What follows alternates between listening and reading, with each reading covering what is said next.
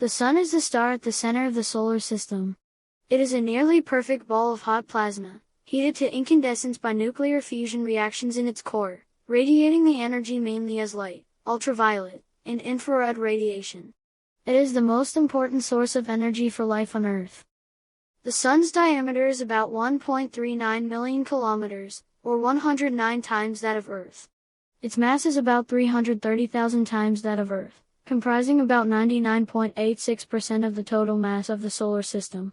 Roughly 3/4 of the Sun's mass consists of hydrogen, the rest is mostly helium, with much smaller quantities of heavier elements, including oxygen, carbon, neon, and iron. The Sun is a G-type main sequence star. As such, it is informally, and not completely accurately, referred to as a yellow dwarf. It formed approximately 4.6 billion years ago from the gravitational collapse of matter within a region of a large molecular cloud. Most of this matter gathered in the center, whereas the rest flattened into an orbiting disk that became the solar system.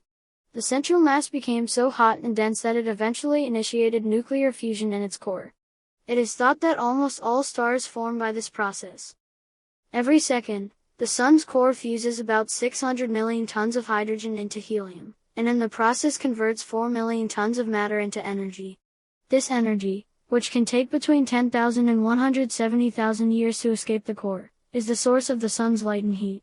When hydrogen fusion in its core has diminished to the point at which the Sun is no longer in hydrostatic equilibrium, its core will undergo a marked increase in density and temperature while its outer layers expand, eventually transforming the Sun into a red giant.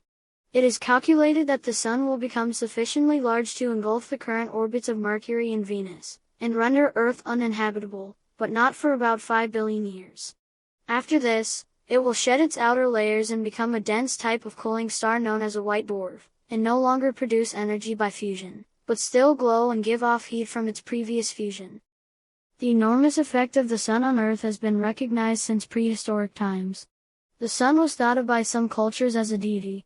The synodic rotation of Earth and its orbit around the Sun are the basis of some solar calendars.